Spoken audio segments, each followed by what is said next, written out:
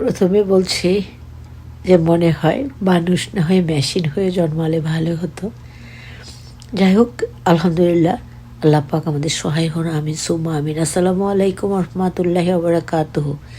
তারপরে আসছি তোমাদের সাথে আজকে এমন একটা মেয়ের গল্প শেয়ার করব, ওর কাছে আমি যে কতটা ঋণী আমি ভাষায় প্রকাশ করে তোমাদেরকে বলতে পারবো না। আর সে গল্প শুনবে। এবার আসি একটু কষ্টের কাছে। সেটা হলো, ঝর্ণাদি আজকে আর একটা সুন্দর শাড়ি পরে এসেছিলেন। আমি তাকে ভিডিও করলাম, মানে অনেক বেশি ব্যস্ততার মধ্যে, মানে কোনটা সামলে কোনটা সামলাবো, মানে এমন একটা অবস্থার মধ্যে জীবনটা যাপন করি। তো হয়তো বা ভিডিওটা মানে করেছি, কিন্তু ভিডিও অন করে নেইনি। এসে দেখি ভিডিওটা নেই, মনটা খারাপ হয়ে গেল। বেচারি আজকে একটা সুন্দর শাড়ি পরে এসেছিল। বাট এটাও আলহামদুলিল্লাহ, কারণ ইনশাল্লাহ নেক্সট ডেতে আবার হবে। আর এবার বলছি তোমাদেরকে আমার সেই বোনটার কথা। ও এসেছে এখনো 2 বছর হয়নি। কি যে মায়াবী সে, আমি মানে বুঝিয়ে বলতে পারবো না। এখন তো আমি তাকে জব দিয়েছি, মানে আমি এটা উসিলা মাত্র, আমি আল্লাহ দিয়েছেন। সে জব থেকে বের হয় 9:30 10টায়, ঠিক আছে? তারপরে সে আপুর কাছে দাঁড়িয়ে থাকে। আমি সত্যিকার অর্থে আপন ভাই বোন ছাড়া এমনটা অনেকেই আছে ভালো, অনেকে অনেক উপকার করে, কিন্তু ফাহমিদা ও ভিডিও করতে দেয় না। ও বলে, আপু আমি ভিডিও করে মানে ইয়েতে ছাড়তে চাই না, সবাই দেখবে। ও হিজাব টিজাব পরে থাকে, খুব ভালো লাগে দেখতে। তো যাই হোক, এখন মনে করো আজকে তো অনেকগুলো ব্যাগ হয়ে গেছে, কারণ আজকে খাবারও নিয়ে গিয়েছিলাম, অর্নামেন্টসও নিয়ে গিয়েছিলাম।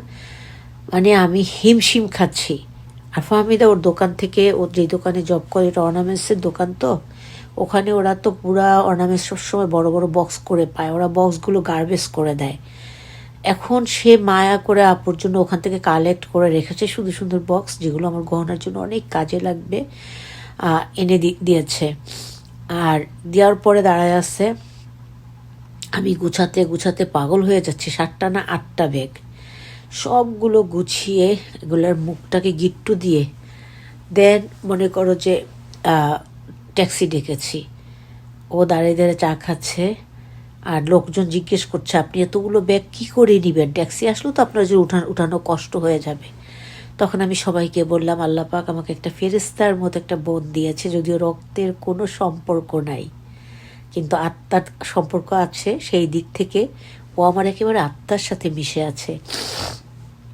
তবে তোমরা দোয়া করবে যাতে করে এই সম্পর্কটা থাকে এবং কেউ কাউকে ভুলে না যায়। আর আমি দেখো এসে আবার সেই সবগুলো ব্যাগ খুলে, 7-8টা ব্যাগ খুলে সব কিছুকে গুছিয়ে নিয়ে, তারপর সব কিছু ধুয়ে দেন উপরে এসে সারাদিনের নামাজগুলো পড়লাম, ইশার পড়লাম, তাহাজ্জুদ পড়লাম। এখন বাজে আমাদের প্রায় রাত 1:30, কিন্তু অজিফা এখনও পড়িনি। ভাবলাম যে তোমাদের সাথে ভিডিওটা দিয়ে দিই, তারপরে অজিফা পড়ব। তাই আগে ভিডিওটা শুরু করেছি, কারণ আমাদের ভাইয়া এসে পড়লে খাওয়া দাওয়া করতে চলে যেতে হবে, তারপরে তখনও কাজ থাকে, তারপরে আর শক্তি থাকে না। কিন্তু ফাহমিদার সম্বন্ধে বলার আমার খুব ইচ্ছে, তাই বলি। আর কি বলবো, আচ্ছা যাই হোক, মানে তোমরা সবাই দোয়া করবে যাতে করে সবার সাথে আল্লাহর রহমতের বরকতে সুসম্পর্ক রাখতে চাই, একেবারে মন থেকে দোয়া করবে যেন আমার সাথে ফাহমিদার সম্পর্কটা এরকম সারা জীবন আল্লাহর রহমতে থাকে, কেউ কাউকে ভুলে না যাই। ওকে? আর মেয়েটা দাঁড়ায় থাকবে, আর ও হচ্ছে ভীষণ চা পাগল একটা মানুষ, আমার মতো। যদিও আমি পাগল হলে একবারই একটু খাই, আধা কাপেরও কম খাই, কারণ আমি খেয়ে শরীরে ব্যথা বেড়ে যায়। কিন্তু ও আহারে কাজ থেকে বের হবে, 10টা বাজুক 11টা বাজুক, তার 1 কাপ চা খেতে হবে। তারপরে চা কিনে এনে দাঁড়িয়ে দাঁড়িয়ে চা খাচ্ছে, আর বলতেছে, আপু তুমি ট্যাক্সি কল দিছো? তারপরে আমি তো এর আগে ট্যাক্সি কল দিয়েছি, হয়তো খেয়াল করতে পারিনি, চা আনতে চলে গিয়েছিল। তারপরে যখন ভাইয়ারা বলতেছে যে আপনার জন্য তো অনেক কষ্ট হয়ে যায়, আপনি মানে অনেক কষ্ট করেন, নিজের যত্ন নিয়েন, অনেক অনেক আপুরাও বলে, ভাইয়ারাও বলে। তারপরে মনে করো যে আসলে যুদ্ধ না করলে হবে না। আজকে আবার রেগুলার ডাক্তার ছিল, সেটা যাওয়ার কথা ছিল বেশ কয়েকদিন আগে।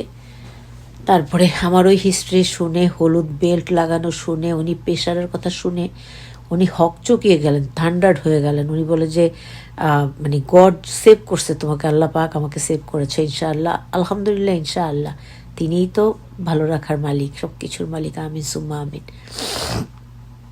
তারপরে ওনার কাছ থেকে আসলাম বোধহয় 4:30টার মতো হয়ে গেল। তাড়াতাড়ি করে এক চুলায় মিষ্টি ডিম বসালাম, এক চুলায় পোলাও বসালাম। এগুলো হতে হতে তারপরে ছোলা ভাজলাম। ছোলা ভাজার পরে কি হয়েছে জানো তো, হাত থেকে পাতিলটা ছুটে পড়ে গিয়ে, যখন টেবিলে আনছিলাম, হাত থেকে ছুটে পড়ে গিয়ে অনেকখানি ছোলা পড়ে গেল। তো মন খারাপ হলো, আলহামদুলিল্লাহ বললাম, কিন্তু সেগুলো আমি উঠালাম না, কারণ আমার আমার আমার ভাই বোনরা, আমার ছেলে মেয়েরা, আমার মা বাবারই তো খাবে। অল্প একটু ছোলা নিয়ে পেঁয়াজু ভেজে কাজে চলে গেলাম। তারপরে কাজ শেষ করে বাসায় আসতে আসতে মেবি 10:30।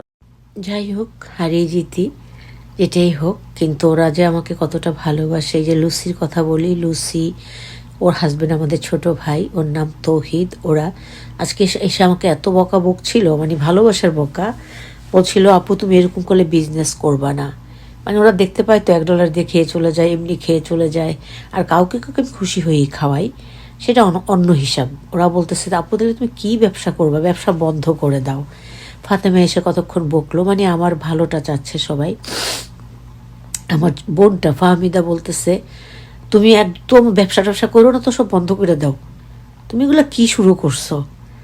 আসলে এগুলো করে অভ্যস্ত না তো, কিন্তু বাস্তবতা অনেক কঠিন, অনেক সময় অনেক কিছুই করতে হয়, তাই করা। কিন্তু আসলে মানে অহংকার না, আত্মতৃপ্ততা নিয়ে বলছি যে ফ্যামিলি থেকে এসেছি, জানি না আল্লাহ কার ভাগ্যে কী রেখেছেন, কারণ আল্লাহ পাক সব কিছুর মালিক, এগুলো কেউ কল্পনাও করতে পারে না। কিন্তু আমি চ্যালেঞ্জ ছুড়ে নিয়েছি, তবে অহংকার করে নয়, আল্লাহর উপর তাওয়াক্কাল তো করে, যে ইনশাআল্লাহ অর্জন হোক।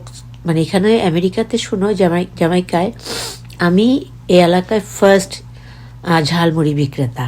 এটা হলো আমার অহংকার, ভালো লাগা। আমি বারবারই অহংকার কথাটা বলি, কিন্তু এটা ভালো লাগা। তারপর আমাকে দেখে দেখে অনেকেই বসেছে, এবার হয়তো তারা বসেনি এবং বসবে, মাত্র 3 দিন হলো তো, গরম পড়েছে, বসবে। তারপরে আমি ফার্স্ট জ্যামাইকার হিল সাইডের ঝালমুড়ি বিক্রেতা লেডি। তারপরে যেটা হোক, ওরা আমাকে এসে ওরে শাসন এক একজন।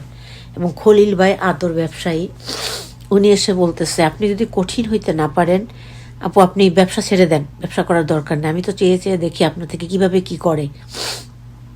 আসলে ওরা ভালোবাসে বোন হিসেবে, না মানে একদম প্রচণ্ড ভালোবাসে। মঙ্গল কারা চায়, কারা একটু আদরের শাসনটা করে, যারা মঙ্গল চায়, তাই না?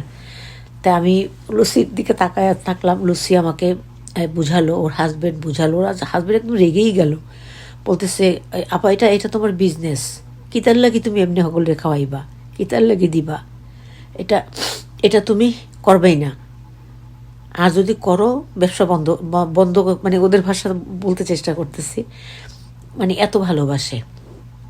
যাই হোক, তবে আমি সবার কাছে অনেক ঋণী, কিন্তু আমার ঋণ ফাহমিদার কাছে, আমার জানা মতে আমার ঋণ ফাহমিদার কাছে আমি জীবনে শোধ করতে পারবো না। আল্লাহ যেন আমার এই বোনটার মনের সমস্ত নেক মকসুদগুলো, অর্থাৎ ভালো চাওয়াগুলো পূর্ণ করেন, আমিন সুমা আমিন। আসসালামু আলাইকুম রহমতুল্লাহি ওয়া বারাকাতুহু। সবাই ভালো থাকবে। আর ঝর্ণাদিকে বলবো প্লিজ তুমি রাগ করো না গো দিদি ভাই,